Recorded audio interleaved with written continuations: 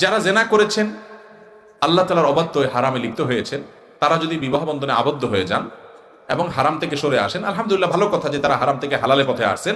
এখন তাদের কাজ হলো আগের কৃতকর্মের জন্য আল্লাহর কাছে মাপ চাওয়া, যে আল্লাহ, বিয়ের আগে আমরা যে জেনা করেছি আপনি সেটাকে মাফ করে দেন। আর জীবনে আমি পুরুষ হয়ে কোনো নারীর সাথে, নারী হয়ে কোনো পুরুষের সাথে কোনো হারাম সম্পর্ক করব না।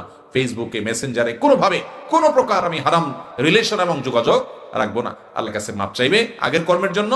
আর একসময় তারা জেনা করেছে, এখন বিয়ে করে ফেলেছে, আলহামদুলিল্লাহ, এখন তাদের পবিত্র জীবন শুরু হয়েছে এবং হক হালালি চলবে, পবিত্র জীবন যাপন করবে, চরিত্র হেফাজত করবে, এখন আর হারামে যাবে না।